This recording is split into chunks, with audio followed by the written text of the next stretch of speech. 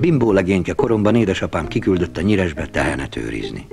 Szigorúan lelkemre kötötte, hogy éberen pásztorkodjam, mert ha marhák tilosba találnak menni, bocskor szíjat hasít a hátamból.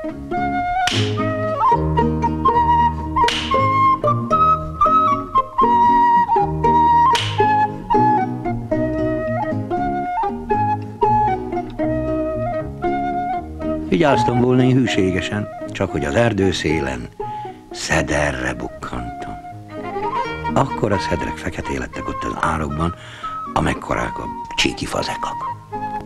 Milyen a gyermek? Ahajt megfeledkeztem az apai intelemről, nekiestem az édesföldi gyümölcsnek. Míg én a szedresben legeléztem, a két tehén elbogárzott, betévedt a kaszálóba, s vígan gazolta a drága szénafüvet. A hermányi határpásztort ebben akkor hozta oda az ördög. Felbecsülte a kár, aztán nagy ostorpattogtatással elhajtotta a tilosban kapott jószágokat. Futottam utána, eszem nélkül ordibáltam, rimánkodtam. Hé, bácsi, hé, engedj el a teheneket! A határpásztor rám sehederített. Lóhátom volt, sebesen hajtott, egészen hermányig loholtam a nyomába, ott egy utcába bekanyarodott, eltűnt a szemem elől. Már most mit évő legyek? Tehenek nélkül? Hogy hágyak édesapám elé? Azt gondoltam, inkább világgá megyek, mint haza a nagyverésre. Leültem egy kőrakásra az út mentén. Sírtam, síratoztam égtelen bánatomban, hogy kiskorú létemre el kell bújdosnom otthonról. Arra jött egy hermányi asszony, megszólított. Miért bőgsz, fiúcska, mi bajod? Elpanaszoltam neki, hogy nem merek hazamenni, mert apám bocskorszíjat hasít a hátamból. Engem nem látnak többet a szüleim, földön futó leszek. Nem utáskodj, csitított az asszony. Addig jó a gyermeknek, amíg az apja szedi ráncba, nem más. Mert a szülői fenyítéstől test-lélek növekszik, de ha idegen keze üt, szakad a bőr. Menj haza szépen, mielőtt besötétedik. De én nem és nem. Teljesen megmakacsoltam magamat. Mikor az asszony látta, hogy hiába beszél, kötényével megtörölte a könyvben, szederlében ázott arcomat, és kézen fogva elvezetett egy nagy, kőből rakott házba. A konyhában asztalhoz ültetett, egy tányér puliszkát tett elém, vert tejjel. Nekem tele volt a hasam szederrel, a tejet kikanalaztam, de a puliszka nem akart lecsúszni a torkomon. Ott hagyni, resdeltem volna, nehogy a jó asszony válogatósnak higgyen, és megharagudjék rá. Fogtam a puliszkát, és észrevétlenül betöltöttem a kedelembe. Az ingemnek adott vacsora után lefeküdtem a kemence patkájára. A puha csergén enyhülni kezdett szívem bánata. Még örvendezett is. Lám, jól kezdődik a bújdosás. Milyen nyájas anyám forma asszony vett pártfogásba. Hanem kis idő múlva megjött a mezőről a gazda. Az aztán nem volt apám formámber, de nem áll. Ahogy megpillantott engem a csergén, ráförmett a feleségére. Miféle kenyérpusztítót szereztél ide?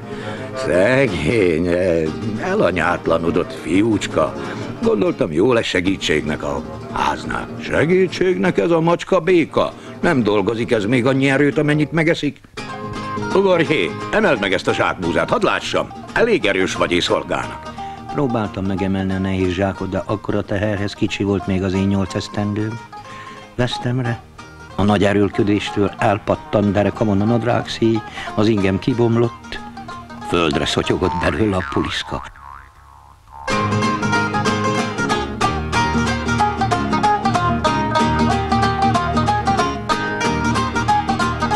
Hé, attól vaj mindenedet! Már az első nap megloptál. Na ezért megkapod a magadét. Abban előkapta az ostort, hogy megtáncoltasson. Hiába könyörgött értem az asszony, nyakon ragadott, az udvaron bedugott egy üres hordóba. Aztán a hordót befenekelte és elgorított hátra a kertbe, nehogy az utcán meghallják a segítségért kiabálók.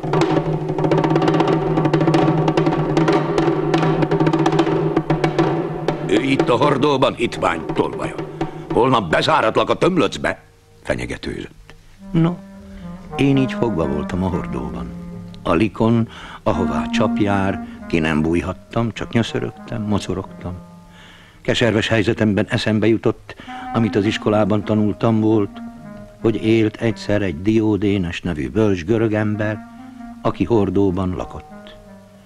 Hát, ha én is megokosodom a hordóban legalább annyira, hogy kiszabadítsam magam.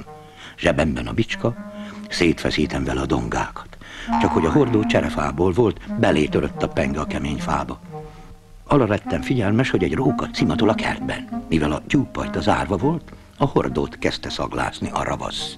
Ebben kapóra jött, mert abban a percben nekem is úgy vágott az eszem, mint a bölcs Diódénesnek a hordóban. Elkezdtem vartyogni, mint a kotlós tyúk lennék. Kot, be jó helyen kotlok. Tojás helyett lépes mézen, csőrömig édesben.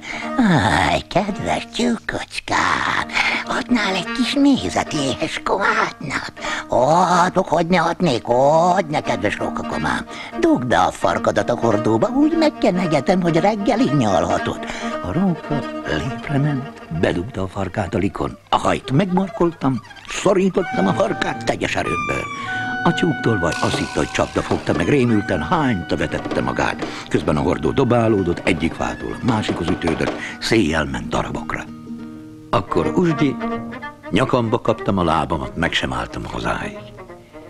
Otthon erősen örventek, hogy szerencsésen megkerültem.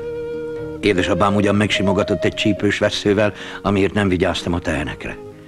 De édesanyám vajjal kenegette a hátamat, hogy ne solyogjon úgy a veszőhelye, és növekedjem testben, lélekben a kezük alatt.